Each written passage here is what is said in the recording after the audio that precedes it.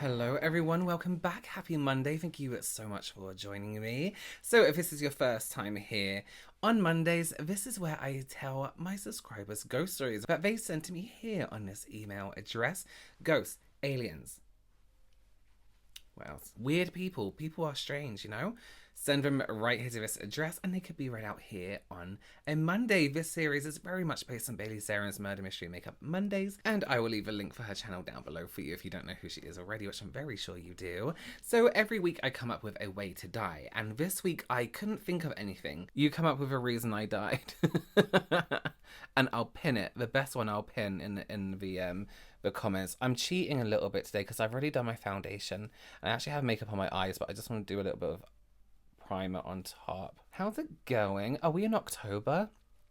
Am I posting this in October? Next week is October. It'll be the month of Halloween. We're into autumn or fall, out of summer, finally. And I know some people get like seasonal depression when it comes to the colder months. So I am sorry, but I get it in the summer months. So it's good news for me. Oh, finally it's here. Finally it's here. Another year. So today I'm using Kimchi Chic You Make Me Happy palette. I bought this ages ago and I've never used it, and I actually forgot I had it, but that looks really cool, right? So I'm going to use the colours from them, and I might do a cut crease. I did a cut crease last week though, but I do have these bases from Revolution, which I thought I would try, and then some lip products from Kimchi as well.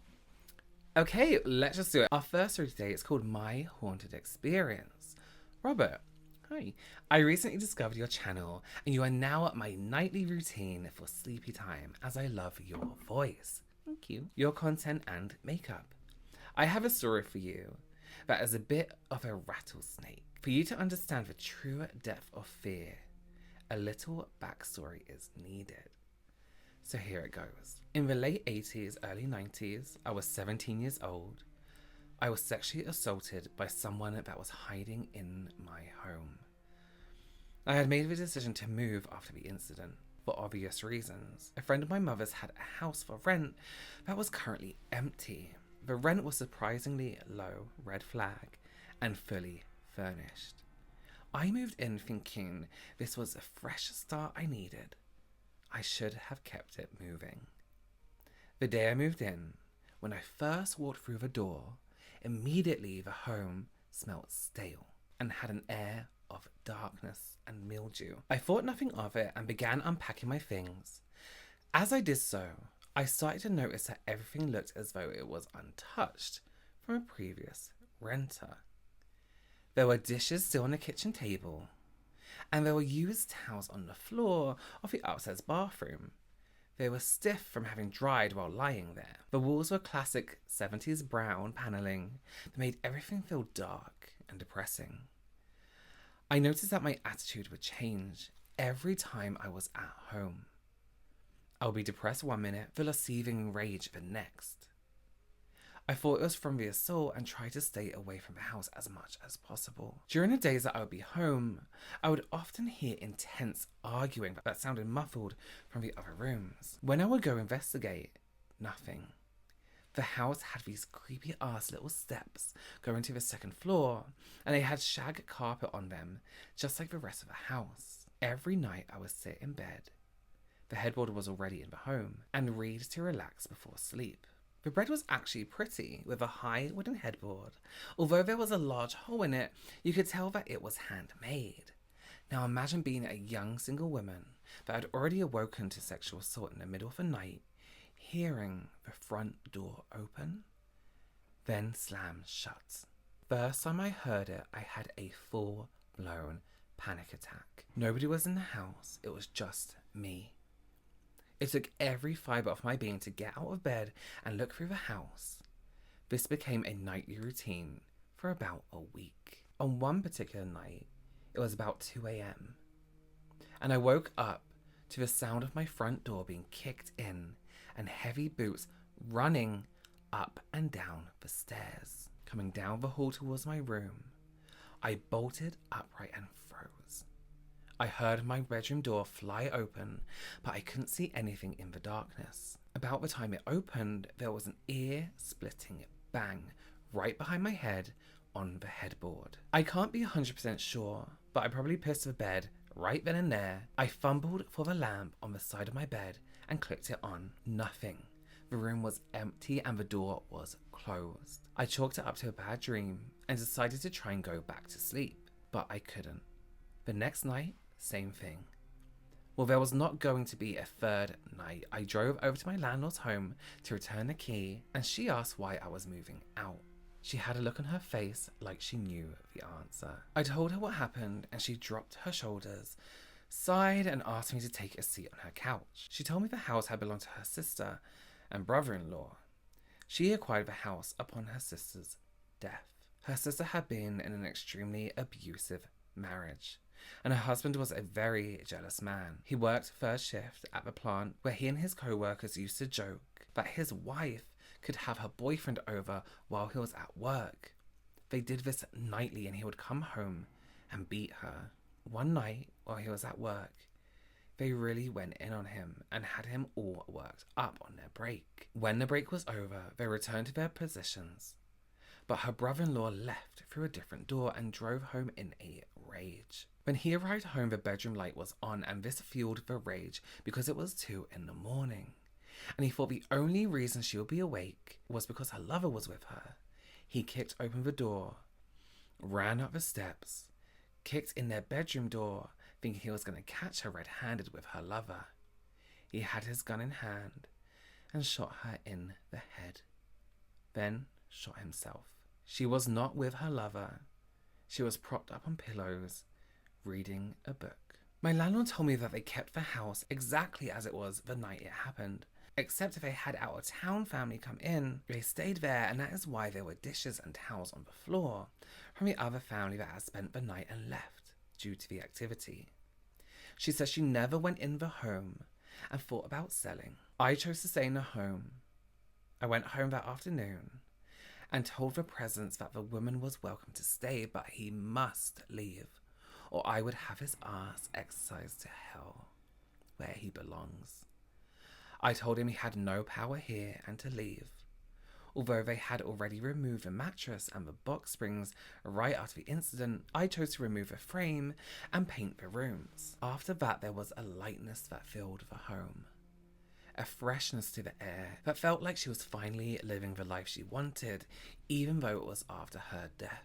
That feeling stayed until I moved out 5 years later. A few years after I moved out, I read that the home had been burnt to the ground when a new owner moved in and fell asleep while smoking. I hope she was able to move on and rest in peace at some point.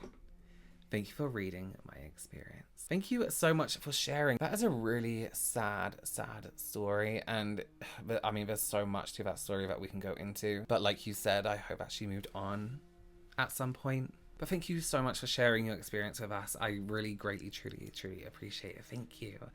So next we have an audio story. You can send your stories to me in a form of audio if you want to as well. And this is called The Lady in the Bathroom. Great. That sounds terrifying. Hi Robert, I hope you're doing well. I've got a story for you from my freshman year at university. For some context, I took up interior design and had to deal with a lot of scale models. The uni I went to is also the oldest university in the Philippines. It literally turns 410 this year. But back to the story. It was the day after the last day of term, and my class had to show up to the school to finish our final project, a scale model of a living room. My groupmates and I were rushing to get everything done by the deadline. I forget what my other groupmates were doing, but I specifically was painting the tiny furniture. When my part was finally done, I got up to go wash the paint off of my hands. As I mentioned before, the oldest university. It went through both world wars as well as multiple civil wars in our country. Did I mention that it was a Catholic university? Yep. So, you know there's bound to be spirits tied to the place. Anyway, as I said, it was the day after term ended, and then there was no one in school but my class and me. As I was walking to the bathroom, I began feeling this sense of dread. More context. It's common in my family to see, hear, and feel when entities are present, and I was getting that feeling. I was just trying to brush it off as nerves and fatigue because I literally just got done with finals and I just finished an extremely stressful project. But the feeling was so heavy. I got to the bathroom and started scrubbing the paint off of my hands. After a while, I felt like I was being watched. I look up at the mirror and no one was behind me, and I saw no one come in. But then I see a shadow in my peripheral. It would be impossible for me to miss seeing anyone come in. The sink where I was washing my hands was directly in front of the entrance of the bathroom, and I would have seen them in the mirror's reflection. I don't turn my head to look directly at where the shadow is, because that's a big no-no, by the way. If you encounter a ghost, do not stare them in the eye. Do not look at their face. That's just them imprinting on you. So, I just try to look from the corner of my eye. My blood runs cold when I realize there's a lady with long, straight black hair in a black dress standing on the opposite side of the bathroom. The dress is significant because we had a uniform, and it consisted of slacks. No one would wear a dress. So I just thought to myself, there is no way clean hands are worth whatever spirit was with me to cling on to me, you know? So I just turned the tap off, ran back to our classroom, and my best friend spots me and tells me I looked extremely pale. I started telling them what happened, and she believed me because she had seen her before too. A few years later, we discovered that the area where our building stood used to be a children's hospital that they turned into a morgue.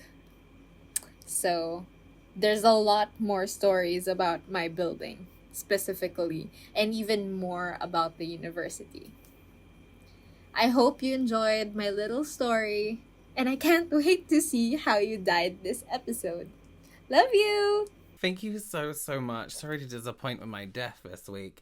That is, listen, what is it with schools and universities being so full of activity? But 400 years and all the things it's been, all the kind of buildings it's been.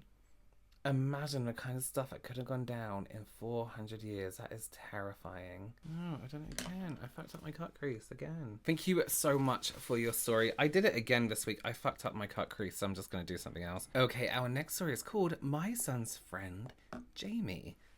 Jamie sounds like they're going to be very scary. I love watching Ghost Story Mondays, as well as all your other videos, thank you, and decided I need to share my story. My son was almost 4 when this happened. Although there are many stories I could tell you that involved my son, I decided to tell you the one about Jamie. I had recently moved into a new place, and my son started telling me about a man named Jamie. At first, my son said he was a friend, and I didn't think anything of it. After about a month, my son started to tell me that Jamie says we need to leave.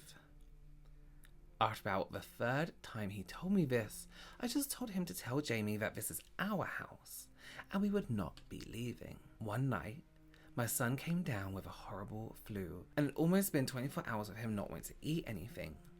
Well, it was around 10 at night, and my son finally said he was hungry, and I asked what he wanted. He said fries and a chocolate shake. Well, I was so happy he was on the mend that we got in the car and headed to the local diner, and I let him eat fries and a chocolate shake. When we had finished, we drove back home, and I put him to bed.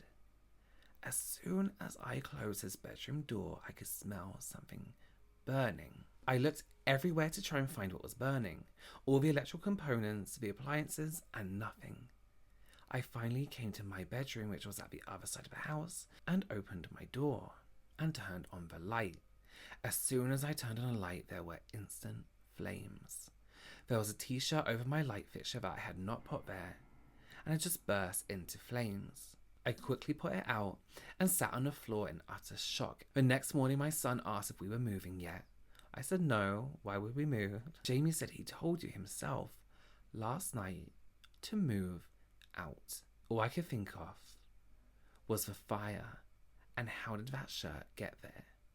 Needless to say, we moved. Yeah, fuck that. Fuck, ghosts being able to like move things and play with fire. Listen, make noises, run down the hallway, scream in my ear, but don't like set my stuff on fire and like endanger everyone in the house. Jamie, you asshole. Okay, so next up, as is custom, we have Marcus reading us 2 stories. Oh, hi, Robert. First story. Never assume you're alone. Hi, Robert. Love your videos. You're a beautiful human. These stories aren't mine, but my husband's. He's never admitted it, but he is either sensitive to the supernatural or has something that follows him from house to house. My husband's best friend is an adventure photographer who will go into the woods and mountains by herself to photograph for days at a time. This one trip in particular, she was 3 days into the mountain range of the Canadian Rockies, completely alone. She had a successful trip and returned home after 4 days, was looking over her photographs and came across 3 photos of herself sleeping inside of her tent, as if someone was standing over her and taking the photos as she slept. But that wasn't about my husband, that was just a random creepy story. This is my husband's story. He had a friend staying with him while he was in high school who was going through a really tough time. This one night my husband's friend called him quite late, but my husband was at the house party and ignored the phone call. His friend ended up going to the park that night by his house and hanging himself. The time of death was thought to be right around the time my husband received the call. The woman who found him told my husband at the police station that she thought he was just a monstrously tall man because of the shadow cast on him from the streetlight. When my husband got back to his house, he went down to the basement and packed up some of his belongings to bring to his friend's family. He had the TV on for background noise as the basement already made him uncomfortable. When he was done, he turned off the television, and on the black screen, he saw his friend standing immediately behind him. My husband will swear that he felt his friend's hand on his shoulder, almost as if someone was consoling him. He wasn't scared, but immediately started to cry. He's only ever seen him the once. I think his friend knew that my husband was the type to carry around the guilt of not answering that phone call. I think his friend wanted to forgive him. This second story is called Demon Woman. When I was about 8 months pregnant, the only time I left the house was to drive around, because I was huge and it hurt to walk. One night, me and my cousin were driving on the road, about 10 minutes away from my house. We had come to a stop sign, and I immediately felt like I was going to pee my pants, so I realised I was going to have to find somewhere to pull over. I drove into the bottom of 2 hills where I was sure if someone was coming, they would see the car and go around. When I got out the car, I looked around, and on my right there was a long field with a line of trees a few hundred yards away, and on the other side was just a big field. I walked to the back of the car to do my business, and all of a sudden, it felt like somebody was watching me. I just tried to finish what I was doing and forget it, but it felt like someone was coming towards me. I looked around, and I saw a woman, with black, short hair, crawling, getting closer and closer. I immediately got in the car and took off towards home. My cousin asked if I was alright. What happened? I thought I saw someone. I said something was crawling towards me, and I don't think it left. The entire ride home we were both completely uncomfortable. I got to my cousin's house and dropped her off, headed back towards my house just a block away. I remember reaching for the radio, and before I could turn it on, I heard a woman giggle from the back seat. I turned on the radio and drove to my house, which took about a minute, and when I got out I still felt a lingering presence, like thick oil draped around me. Ever since then the car will turn off in the middle of the drive, but only at night, and sometimes the radio will just stop working completely. There are your haunted ghost stories for a haunted day, Robert. Thank you, and happy Halloweens to everyone and all. Good day and merry times. Thank you, Marcus, for reading those out. So we have, I don't know what this look is, by the way. I don't know. Yeah. It looks like kind of okay in real life. And then I look in a monitor and I'm like, what the fuck is going on? Okay. Should we end on some TikToks, some spooky TikToks? You can tag me in creepy TikToks, Robert Welsh MUA on TikTok. Appreciate it. There's some good stuff in it. Okay, let's take a look at the first